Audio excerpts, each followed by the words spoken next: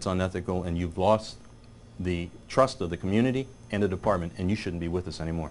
Temptations, distractions, and propositions are everywhere in today's world of the law enforcement officer. Is there any way that we can sell this to a test? A lot of officers have had propositions, but when it's the officer making them rather than rejecting them, the line has been crossed. Again, surveillance video makes the case against these Colorado cops, ultimately charged with prompting a woman to bare her breasts and lift her skirt. Result? 3 letters of reprimand and 2 suspensions. God only knows how it played out at home, because this video did. Letting a little lust or greed get to you can put you into a position like this, ducking questions while going to and from arraignment. If that tape is going to be someplace, it's going to be on the media. How's your family, your mom, your dad, your aunts and uncles, your sons, your daughter, and your wives, their husbands? How is that going to play in the community? Daddy did this, mommy did that. And if there's a good explanation for it and a professional reason to do it, then I think everybody's going to say okay. But when there's that doubt and you've lost control and you've added that little extra punch, or you've taken something that you shouldn't have, or you've done something that you know inside isn't right, then people are going to judge. And that one judging is going to tarnish all of law enforcement. And if the camera doesn't catch you, maybe a partner or a fellow officer will. It is a huge question for officers to grapple with. What do you do as a cop when you see a fellow officer crossing the line? And partners need to understand that if their partner is doing something unethical, and it's caught on tape, and I am aware of it and haven't done anything about it, I'm just as big an offender, if not more, by doing it. And so are supervisors. And they can lose their promotions, they can be demoted, they can be fired, they can never be promoted again. So this affects everybody when one person does something unethical. In this incident, officers seem poised to overreact, but watch as fellow officers intercede and prevent the confrontation from going too far. That's the way it should be done. Difficult? Yes. Necessary? Yes. Because if you, the good guy in the blue hat, step aside and let bad things happen, how much better are you than the one doing those bad things?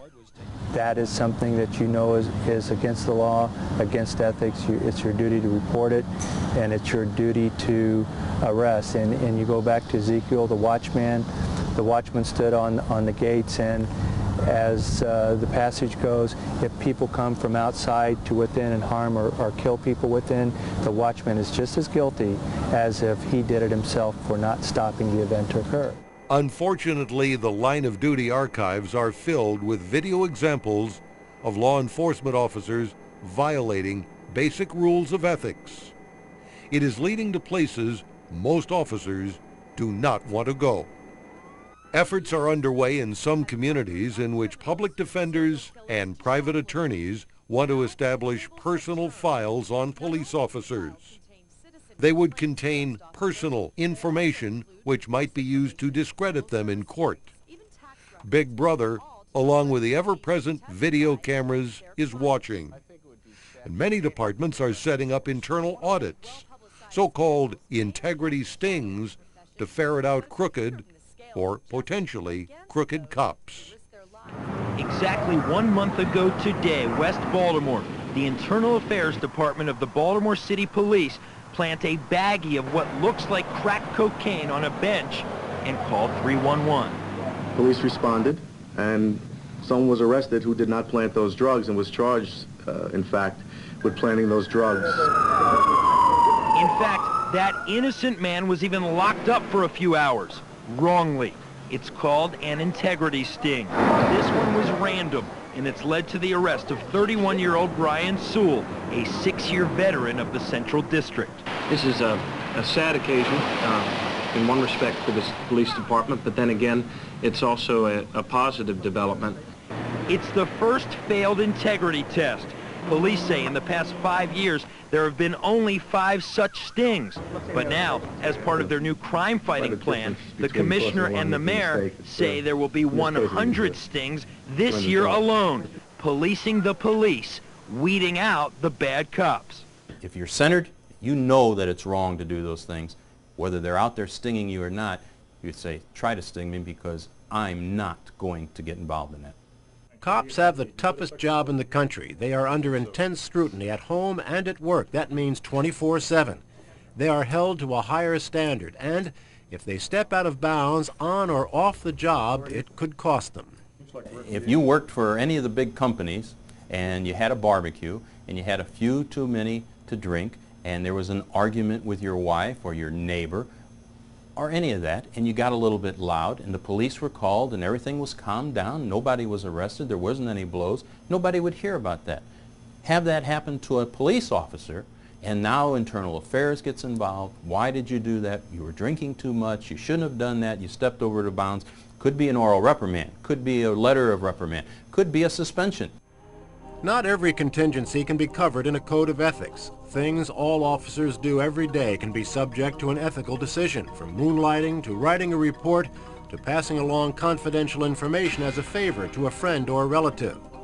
Officers should consider the ethical consequences of everything they do on and off duty. Supervisors are well advised to remember their duty to deal with any unethical situations they encounter. If they do not, they too run the risk of ruining their careers. I kind of believe in the slippery slope. If you start doing small things, then you go to the next thing, and pretty soon those small things aren't small at all, they don't even count, and now I'm doing something that is truly unethical, against the law, and is going to harm me, the department, my family, and the community. And now, questions. Does your department have a code of ethics? And do you abide by it 100% of the time? Do you abide by the same ethical standards on and off the job? Have you ever made an ethical mistake? If so, what did you do about it? Do you talk about ethics with fellow officers?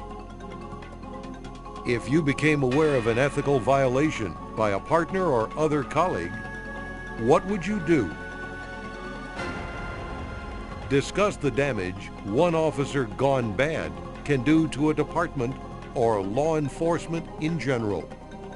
Have you ever yielded to personal prejudice or bias in the performance of your duty? Discuss the various forms of temptation law enforcement officers face and how they should deal with them. When your adrenaline is running high, how do you keep yourself from overreacting? Can training help officers maintain high ethical standards? Surveillance cameras, news cameras, amateur videographers, they seem to be everywhere these days, as we've been seeing. We have a number of scenarios for you to analyze and discuss now. Not every unethical event is captured on videotape. When you discuss this first scenario, ask yourself what ethical issues are involved and whether you have ever stopped someone just because of the way he, or in this case, she, looked. Ladies, you probably don't think twice when an officer pulls you over, but a new study says you should. All regions, various states, it was clearly a pattern that was widespread. This research team from UNO says they found media reports of more than 400 cases where female drivers were harassed, molested, or assaulted by officers, and they say the number is probably higher. We're convinced that this is simply the tip of the iceberg because many victims do not come forward. They're afraid of retaliation. They're traumatized and so on. And so we're convinced that there's a much deeper problem. This woman doesn't deny it's a problem. She just believes there's a few bad apples. I mean, just like with any other thing, you know, there's good people and there's bad people. There's good doctors, there's bad doctors. There's good policemen, there's bad policemen, you know, just like anything else. Becky LaFave doesn't take any chances when she's pulled over. You're always just kind of on guard and cautious because if you hear of the stories of people who are imposing as cops and aren't really cops, so you always are kind of careful as to how close you let them get. These 400 nationwide cases are likely not the last. UNO is getting a $1 million federal grant to dig deeper into what it's like to be driving while female.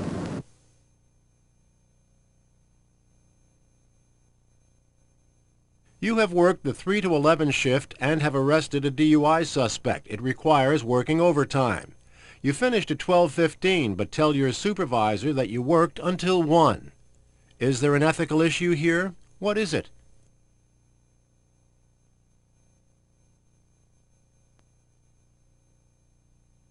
You become aware that some of your fellow officers are involved in shaking down immigrant storekeepers. The practice seems widespread and apparently involves several veteran officers in various districts. How many ethical issues are involved? What would you do?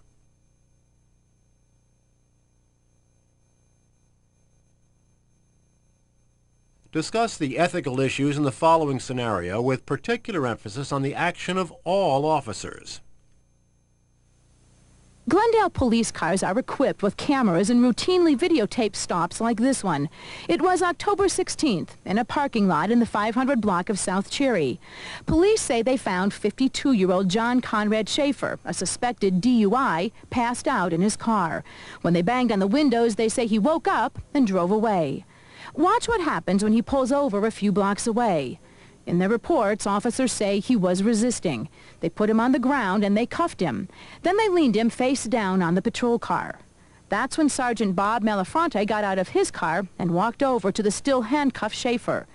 According to Malafronte's own reports, he says he struck Schaefer twice because he was still resisting. Then he pushes Schaefer down onto the car's front bumper.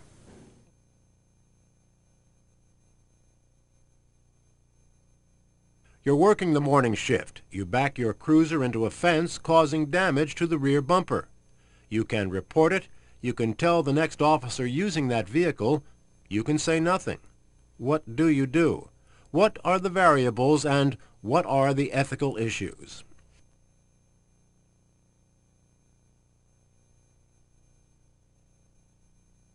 You have worked the late shift. You and some fellow officers decide to meet after your shift in a remote location for a lot party to hash over the day's activities.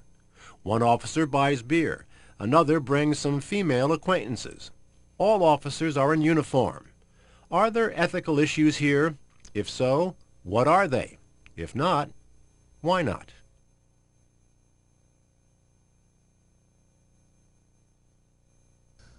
How much thought do you give to your personal integrity and doing the right thing? We hope after watching this tape the answer is a lot. It all boils down to a couple of points. Do the right thing and think in terms of everything you do as being caught on videotape. Is it a tape that you would want your boss, your family, or the public to see? I'm Don Marsh. And I'm Ron Barber. Thanks for watching this special issue from In the Line of Duty.